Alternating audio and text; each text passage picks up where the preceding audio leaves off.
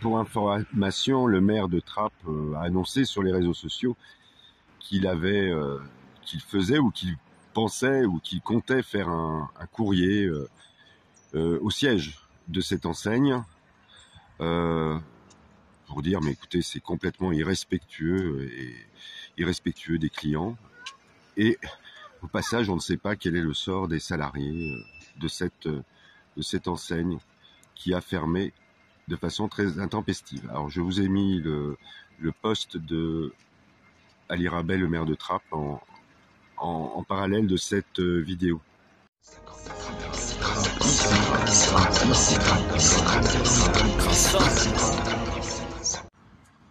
Tout est vide.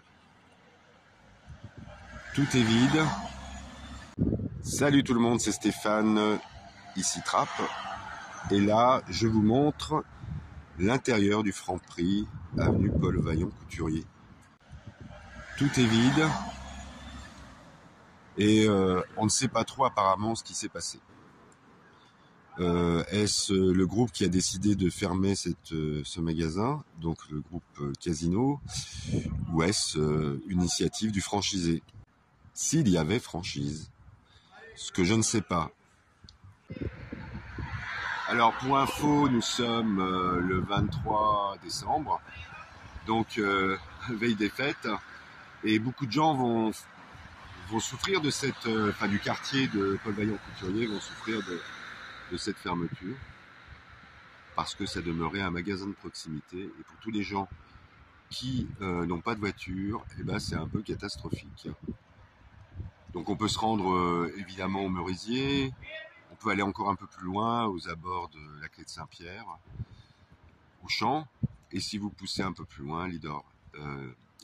Alors Lidl qui fait partie aussi du groupe Casino, au passage, comme Monoprix et comme d'autres. Voilà. Une pensée pour les clients de cette enseigne, une pensée pour les employés de cette enseigne. Et c'est pas la première fois que ça arrive à Trappes, ce genre de choses, et pas seulement ici. On se souvient du patron de Carrefour, Dia, au Merisier, qui était parti avec la caisse en laissant en plan tous les salariés. J'espère que ce n'est pas le même scénario ici. À très vite, amis d'ici Trappes.